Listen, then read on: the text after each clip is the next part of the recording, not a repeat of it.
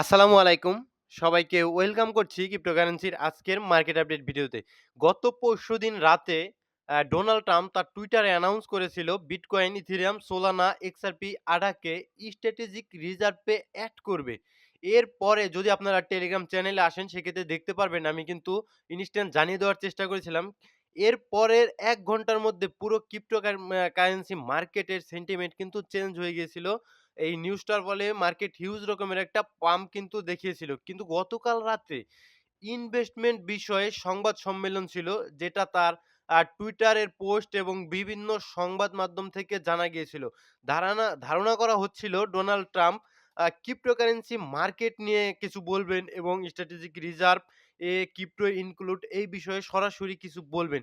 কিন্তু বান্দা এই বিষয়ে কোনো কিছুই বলেননি। অন্যদিকে ট্যারিফ নিয়ে তিনি যে জিকিরটা আসলে শুরু করেছেন, এর ফলে মার্কেট আবার যেই লাউ সেই কদু হয়ে গিয়েছে। এবং মার্কেটে আরেকটি নিউজ উঠে এসেছে কালকে। যদি আপনাদের আমি একটু দেখিয়ে দেওয়ার চেষ্টা করি, টেলিগ্রামে আমি জানিয়ে দিয়েছিলাম।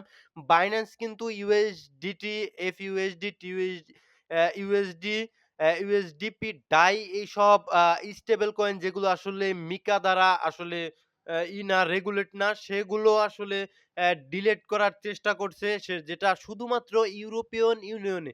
সেই ক্ষেত্রে আপনাদের কোনো প্যানিক করার মতো কোনো কিছুই নাই। আমরা যারা এশিয়াতে রয়েছি তাদের জন্য কিন্তু ইউএসডিটি থাকবে, আছে এবং থাকবে। ঠিক আছে? এটা কোনো পেইনের কোনো বিষয় নয়।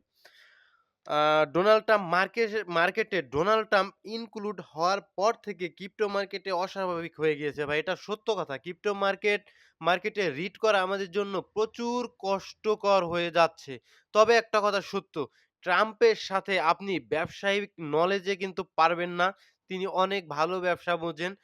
যেসব কয়েন রিজার্ভে ইনক্লুড করার কথা বলেছেন, যেমন XRP, সোলানা, বিটকয়েন, ইথেরিয়াম, আডা, আ এ এই সমস্ত কয়েন বেশি দামে বাই করে আমেরিকা কোনোদিনও তাদের রিজার্ভে এড করবে না। অবশ্যই তারা বাই করলে নিচের দিকে ডিপে বাই করবে। এই ছোট্ট একটা জিনিস আপনাদের কিন্তু বুঝতে হবে। যার কারণে হয়তো মার্কেটে হিউজ লেভেলের ম্যানিপুলেশন চলছে। আপনি যদি দেখেন সেক্ষেত্রে আবার দেখতে পারবেন যেইখানে প্রাইস ছিল তার চেয়েও নিচে কিন্তু অলরেডি চলে এসেছে। আর আরেকটা নিউজ রয়েছে, যেটা টেলিগ্রাম চ্যানেলে আসলে দেখতে পারবেন। আপনি যদি একটু দেখিয়ে দেই সেই ক্ষেত্রে গত আগামী ৭ তারিখে সম্ভবত আ হোয়াইট হাউসে আসলে ক্রিপ্টো নিয়ে ১ম বারের মতো ক্রিপ্টো সাবমিট হবে। ঠিক আছে? সাবমিট হবে। এই সামিটে কারা উপস্থিত থাকবে? অবশ্যই প্রজেক্টের আসলে ফাউন্ডার, সিইও এবং বড় ইনভেস্টর সকলেই কিন্তু আসলে ওই ৭ তারিখে উপস্থিত থাকার চেষ্টা করবে আমেরিকার হোয়াইট হাউসে। তো সেইখানে ট্রাম্প কি বলে, আসলে কি দিক নির্দেশনা দেয়, ক্রিপ্টো নিয়ে কি রেগুলেশন আনে, সেটা কিন্তু অবশ্যই আমি টেলিগ্রাম চ্যানেলে আমি জানিয়ে দেওয়ার চেষ্টা করব ৭ তারিখে যখন নিউজটা আসবে। ওকে? তো এটা ক্রিপ্টোকারেন্সি মার্কেটের জন্য একটু ভালো। কারণ হোয়াইট হাউসে ১ম বারের মতো যেহেতু ক্রিপ্টো নিয়ে আসলে সামিট হবে, সেটা ক্রিপ্টোকারেন্সি মার্কেটের জন্য ভালো হলেও হতে পারে। এখন কারেন্ট মার্কেট আপডেটের ভিতরে মার্কেটের কারেন্ট সিচুয়েশন যদি আমরা দেখি, সেই ক্ষেত্রে আপনি দেখতে পারবেন যে আবার আমাদের ফিয়ার এবং গ্রিড ইনডেক্স এক্সট্রিম ফিয়ার এর ভিতরে চলে গিয়েছে। ওকে? অর্থাৎ মার্কেটে কিন্তু মেক্সিমাম লোকই কিন্তু নেগেটিভ। মার্কেটে কিন্তু আসলে ভয় পাচ্ছে তারা ট্রেড করতে। বিশেষ করে যারা আ আসলে ফিউচার ট্রেড করে তাদের তো মানে মুহূর্তে লিকুইডেট করে দিছে মার্কেটের এমন একটা সিচুয়েশন। এবং আপনি হিট ম্যাপে আসলেও দেখতে পারবেন বিটিসি 10% এর মতো ডাউন, ইথেরিয়াম 11% এর মতো ডাউন। তো রিজার্ভে কিন্তু এড করবে বিটিসি, এতে কোনো ধরনের কোনো সন্দেহ নেই। কিন্তু এড কিন্তু করবে বড় দামে নয় অবশ্যই। আস্তে প্রাইস যখন নিচের দিকে থাকবে তখনই এড করবে। কখন করবে, কিভাবে করবে সেটা কিন্তু আমরা ওই ৭ তারিখের পরেই সম্ভবত জানা যেতে পারে।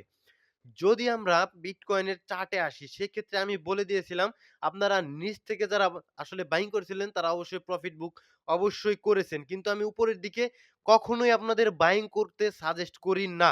কি কারণে করি না? দেখুন এই জায়গায় আসলে ইনস্টিটিউট প্রবেশ করেছিল, যেগুলো ইনসাফিসিয়েন্ট প্রাইস মানে ইমব্যালেন্স সহকারে ক্যান্ডেল দিয়েছিল। সো প্রাইস অবশ্যই উচিত ছিল টেকনিক্যাল দিক থেকে প্রাইসটা রিব্যালেন্স করার জন্য। সো এখন বিটকয়েন কিন্তু রিব্যালেন্স করতে চলে এসেছে। তো উপরের ইমব্যালেন্সটা কিন্তু নিয়ে নিয়েছে এবং নিচের দিকে যদি দেখেন এইখানেও ৪ ঘন্টার টাইম ফ্রেমে আরেকটা ইমব্যালেন্স অলরেডি এই ইমব্যালেন্স জোনটাকে কিন্তু বিটকয়েন রিঅ্যাক্ট করার চেষ্টা করছে। দেখুন ইমব্যালেন্স জোনটাকে রিঅ্যাক্ট করার চেষ্টা করছে। সো এই ইমব্যালেন্স জোনটা কিন্তু বিটকয়েন ভালোমতো মিটিগেট করতে পারে। যদি আপনি ফিবোনাচি ড্র করেন সেক্ষেত্রে আপনি কিন্তু জানেন যদি আমার পূর্ববর্তী ভিডিও দেখে থাকেন আ এইখানে 0.5 লেভেলের নিচে আমরা উপরের দিকে তো বাইং করব না। প্রিমিয়াম জোনে অবশ্যই বেশি দামে আমরা কোনো কয়েনকে বাইং করব না। দেখুন এই 0.5 লেভেলের নিচে কিন্তু বিটকয়েন চলে এসেছে এবং এর 0.5 লেভেলের নিচে একটা যেহেতু ইমব্যালেন্স রয়েছে, তো এইটা আমাদের জন্য শর্টার টাইম ফ্রেমে বিটকয়েনের জন্য একটা এন্ট্রি হতে পারে। এই যে এই জোনটা, ঠিক আছে? যদি একটু হাইলাইট করে দেওয়ার চেষ্টা করি, এই জোনটা কিন্তু অ্যা এন্ট্রি জোন হতে পারে আমাদের জন্য। যদি এন্ট্রি আমরা এইখানে নেই, সেক্ষেত্রে আমাদের এসএল টা কোথায় থাকবে? এসএল টা অবশ্যই এই লো এর নিচে থাকবে। ওকে? এটা অবশ্যই কিন্তু ফাইন্যান্সিয়াল অ্যাডভাইস নয়। অবশ্যই নিজের রিসার্চে কিন্তু যেকোনো কয়েন বাইং করার চেষ্টা করবেন এবং আমি ভিডিওগুলো তৈরি করি সম্পূর্ণ এডুকেশনাল পারপাসে। আপনাদের কিন্তু ফাইন্যান্সিয়াল অ্যাডভাইস দিতে নয়। অবশ্যই আপনাদের কোনো কয়েন কিনতে কিন্তু আমি উৎসাহিত করি না।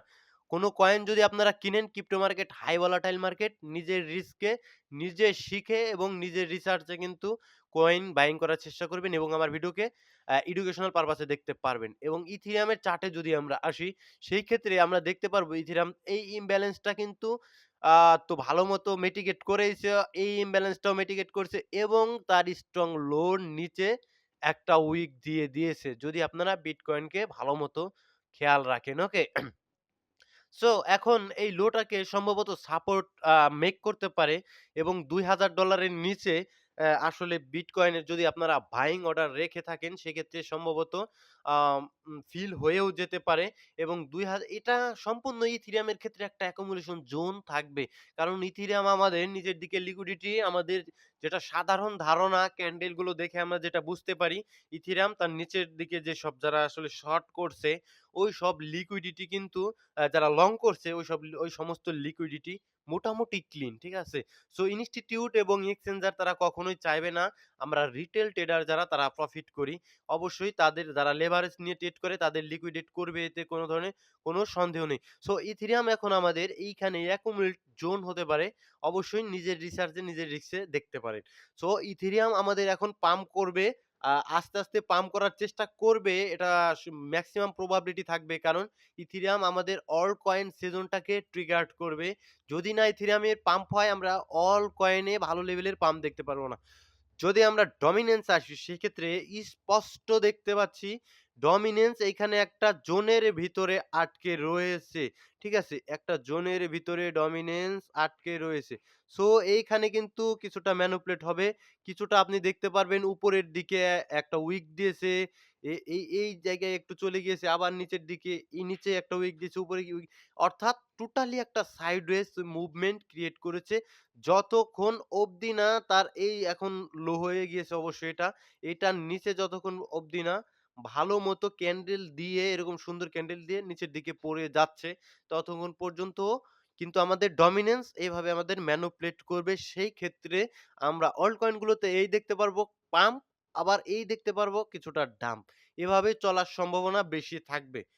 যদি আমরা চলে আসি কয়েন গ্লাসে দেখতে পারবো ২৪ ঘন্টায় অলমোস্ট কিন্তু $৯৮১ মিলিয়ন মতো লিকুইডেট হয়ে গিয়েছে লং করতে গিয়ে ৪৬৬.৭৮ মিলিয়ন ডলারের মতো লং করতে গিয়ে লিকুইডেট হয়েছে। ২,৯৬,৯৩৯ জন ট্রেডার কিন্তু লিকুইডেট হয়ে গিয়েছে যার ভিতরে মেক্সিমামই কিন্তু লং করতে গিয়ে। তো এইটা দ্বারা একটা শিক্ষা কিন্তু আমরা পাই। অবশ্যই মার্কেটে আমরা যতটাই না সিওর থাকি যে মার্কেট পাম্প করতে পারে তারপরেও আমরা লেভারেজ ট্রেড কিন্তু এটা থেকে কিন্তু মানে বিরত থাকবো। ঠিক আছে? মার্কেটে যেহেতু কিছু নিউজ আছে আসলে বিভিন্ন কয়েন যেগুলো strong fundamental coin Donald Trump তার ছেলে এগুলো নিয়ে কথা বলার চেষ্টা করছে। তো মার্কেটে আসলে সবাই একটু বুলিশ ছিল যার কারণে তারা আসলে লং ওপেন করে দিয়েছিল। মার্কেটে একটা শেকআউট দিয়ে একদম অলমোস্ট তাদের লিকুইডেট করে দিয়েছে। যারা স্পটে রয়েছে তারা কিন্তু সারা জীবনই সেফ থাকবে। আজব-কালক তাদের কিন্তু আ সমস্যা ওরকমটা হবে না। তারা লিকুইডেট হয়ে পুরো মানিটা হারাবে না। এটাই কিন্তু সম্ভাবনা সবচেয়ে বেশি থাকবে। হালকা পাতলা কমেন্ট পড়ে ভিডিও শেষ করে দিব। ভাই অল্ট লেয়ার ALT কয়েনটা নিয়ে কিছু বলুন। দেখুন ALT কয়েনটা আসলে সম্ভবত একটা স্টেকিং প্ল্যাটফর্ম। এইখানে আপনি দেখতে পারবেন টোটালি ১০ বিলিয়নের মতো টোটাল সাপ্লাই ম্যাক্স সাপ্লাই। এর ভিতরে মাত্র 2.79 বিলিয়নের মতো সার্কুলেটিং রয়েছে। মার্কেট ক্যাপটা যদি আপনি একটু দেখেন, মাঝে, মাঝেই কিন্তু পড়ে যায় মার্কেট ক্যাপ। ঠিক আছে? মার্কেটের সেন্টিমেন্ট যখন খারাপ থাকে এই কয়েনটার মার্কেট ক্যাপ পড়ে যায়।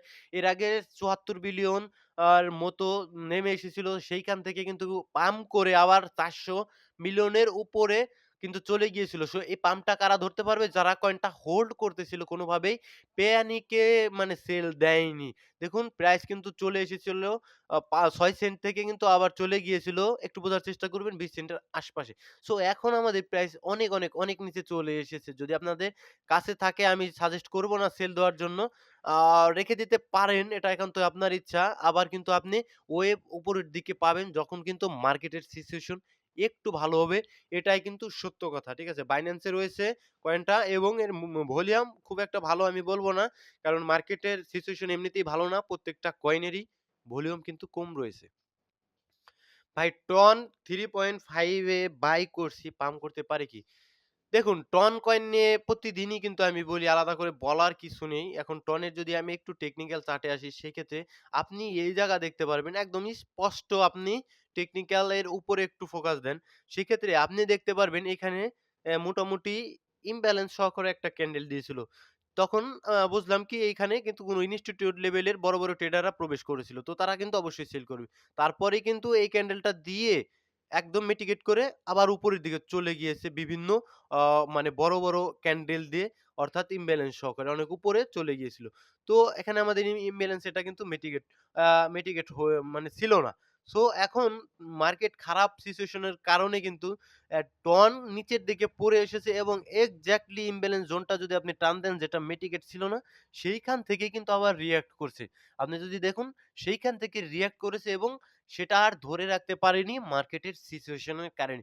মার্কেটের সিচুয়েশন যদি আবার ভালো হয়, সেক্ষেত্রে টন কয়েনটা অবশ্যই, অবশ্যই পাম্প করার কিন্তু আ সম্ভাবনা থাকবে। ঠিক আছে?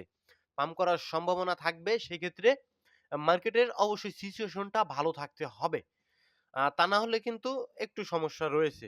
সো এখন যে কারেন্ট সিচুয়েশন এ রয়েছে টন কয়েনটা এটা টোটালি একটা অ্যাকুমুলেশন জোন হতে পারে। এখান থেকে কিন্তু বড়, বড় ইনস্টিটিউট লেভেলে যারা ট্রেড করে তারা কিন্তু এসব জায়গা থেকে ট্রেড করার চেষ্টা করবে। এসব জায়গা থেকে ইনভেস্টমেন্ট করার চেষ্টা করবে। তো তাদের ফুটপ্রিন্ট ধরে কিন্তু আপনার আগাতে হবে। ঠিক আছে? ভাই প্লিজ মান্টা, সাগা, মাভিয়া, এইথার, অমনি, পোর্টাল, এনএফপি, আরকাম এগুলা কি বাড়বে?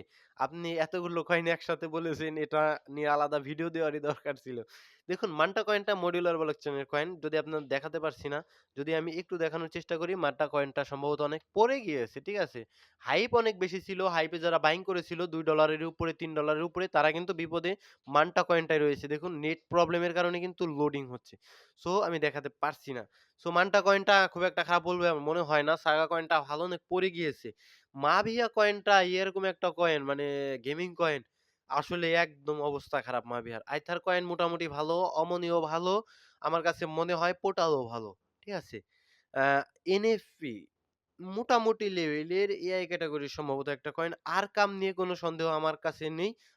আরকাম নিয়ে আমি অনেকটা কনফিডেন্স।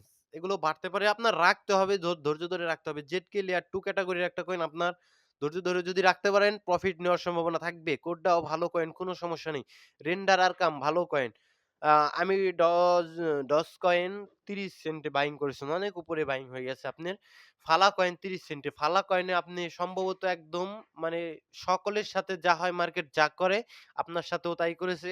মার্কেটে ফালা কয়েনকে এমনভাবে প্রচার করা হয়েছে যে ফালা কয়েন $১ এ এই বুঝি চলে যাবে। তখনই আপনি বাইং করলেন ৩০ সেন্টে। তো এটা যেহেতু ফালা কয়েনটা অনেক নিচ থেকে উঠে এসেছিল আপনার বুঝতে হবে যে ৮ সেন্ট থেকে ৫ সেন্ট থেকে উঠে এসেছে আমি ৩০ সেন্টে বাই করব কেন? উপরের দিকে কেন বাই করব? আমি অবশ্যই ডিসকাউন্ট প্রায় জোনে গেলে তারপরে আমি আস্তে, আস্তে বাই করার চেষ্টা করব। আমার টাকা আমার পকেটে থাকবে যদি না আমি কোন কয়েনে ইনভেস্ট করি আমার টাকা কিন্তু লস হবে না। বাট একটা কয়েন উপরের দিকে বাইং করলে সেই কয়েনটা যখন পড়ে যাবে তখন কিন্তু আপনার বিপদ হতে পারে। এই জিনিসগুলো মাথায় রাখবেন। সেই কয়েনটাও পড়ে গিয়েছে।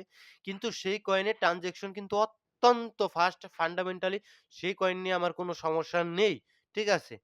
সেই কয়েন ডোনাল্ড ট্রাম্পের ওই ওই লাইবার্টি ফাইন্যান্স এও কিন্তু সেই কিন্তু রয়েছে। সম্ভবত সেই আসলে তাকে কি উপহার দিয়েছে না আসলে লাইবার্টি ফাইন্যান্স বাইং করেছে, লিবারেটি ফাইন্যান্স ওরাই ভালো জানে। ঠিক আছে? এটা নিয়ে সঠিক তথ্য আমি আপনাদের এই মুহূর্তে দিতে পারছি না। কিন্তু সেই কয়েন মোটামুটি ভালো ইনভেস্টমেন্ট এর জন্য একটা ভালো কয়েন আমার কাছে মনে হয়। ১-২ বছরের জন্য কি কিনতে হবে? ১-২ বছরের জন্য আপনার রিস্ক অনুযায়ী আপনি বাইং করবেন। Ethereum কে দেখতে পারেন। এটা আপনার একান্তই নিজের পোর্টফোলিওর উপরে ডিপেন্ড করবে এবং নিজে কতটুকু রিস্ক নিতে পারবেন সেটার উপর ডিপেন্ড করবে। আরেক ভাই টিয়া সম্বন্ধে জানতে চেয়েছেন। দেখুন টিয়া কয়েনটার মার্কেট ক্যাপ ১.৮৪ বিলিয়নের কাছাকাছি পড়ে গিয়েছে কতটা যদি দেখাই সেক্ষেত্রে মার্কেট ক্যাপ ৪ বিলিয়নের উপরে ছিল, পড়ে গিয়েছে। এখন যদি আমরা চার্টে যদি একটু দেখাই, যদি চার্টে আসি সেক্ষেত্রে দেখতে পারবেন টোটালি একদম স্পষ্টভাবে বুঝুন। এই যে জোনটা দেখতে পাচ্ছেন, এই জোনটাতে কারা ইনভেস্ট করে জানুন? এই জোনটাতে যারা ইনিশিয়াল লেভেলে ইনভেস্টর রয়েছে, কয়েনটাকে যারা ডেভেলপ করে, কয়েনটা যেসব জায়গা থেকে ফান্ড রাইজ করে, সেই সমস্ত ইনস্টিটিউট কিন্তু এই সমস্ত জোনে কিন্তু আসলে এন্ট্রি করে। এইখানে আপনি টিয়া কয়েনে কি দেখতে পাচ্ছেন? ইমব্যালেন্স। ইমব্যালেন্স। আরেকটা ইমব্যালেন্স তার উপরে দেখতে পাচ্ছেন। সো আমরা এই ইমব্যালেন্সটা নিচের এই ইমব্যালেন্সটা থেকে যদি একটু আগানোর চেষ্টা করি, তাহলে আমরা প্রাইসটাকে একটু সুন্দরভাবে দেখতে পারবো যে ফালা কয়েন আসলে এই টিয়া কয়েনটা কোন জায়গা থেকে দেখুন। ইমব্যালেন্সটা কিন্তু মিটিগেট করে দিয়েছে। ঠিক আছে? মিটিগেট করেই কিন্তু প্রাইজে ইনস্ট্যান্টলি একটা রিঅ্যাক্ট এসেছিল। মার্কেট কন্ডিশনের কারণে কিন্তু টিয়া কয়েনটাও খুব একটা বাড়তে পারেনি। ঠিক আছে? এই ব্যালেন্সটা থেকে যদি আপনাদের একটু দেখানোর চেষ্টা করি সুন্দরভাবে দেখুন। মোটামুটি আ ৮৭% এর মতো একটা পাম্প দেখিয়েছিল। ওকে। সো এখন কি হতে পারে? এখন এইখানে আবার এসে আবার কিছুদিন সাইডওয়েজ থেকে আবার মার্কেটের কন্ডিশন যদি ভালো হয়, সেক্ষেত্রে অবশ্যই উপরের দিকে চলে যাওয়ার আস্তে, আস্তে কিন্তু সম্ভাবনা দেখাবে। ঠিক আছে? কোনোভাবেই ফাইন্যান্সিয়াল অ্যাডভাইস নয়। আরেক ভাই জানতে চেয়েছেন পার্সেল কয়েন নিয়ে। পার্সেল কয়েনটা আসলে কোন ক্যাটেগরির এটা আপনার জানতে হবে। এটা RWA রিয়েল ওয়ার্ল্ড অ্যাসেট এর একটা ক্যাটেগরি সোলোনা ইকোসিস্টেমের আন্ডারে রয়েছে। এর ভলিউম রয়েছে মোটামুটি লেভেলের কিন্তু RWA এর অন্যান্য কয়েন যেমন পাম্প দেখিয়েছে এটা কিন্তু সেইরকম পাম্প দেখাতে পারেনি। তো পাম্প দেখাতে পারেনি তার মানে এই নয় পাম্পটা কোনদিনই দেখাবে না। যদি আপনি একটু চার্টে চলে আসেন সেক্ষেত্রে আরেকটু স্পষ্ট হবেন। একদম টোটালি কিন্তু এইসব জোন থেকে accumulation করতে হয়। কোনভাবেই যেরকম উপর থেকে ৭৪ সেন্ট থেকে accumulate করতে হয় না। ঠিক আছে? এতটুকুই রাখতে হবে। ভালো থাকবেন সকলে, সুস্থ থাকবেন। দেখা হচ্ছে পরবর্তী কোনো ভিডিওতে। আসসালামু আলাইকুম ওয়া রাহমাতুল্লাহ।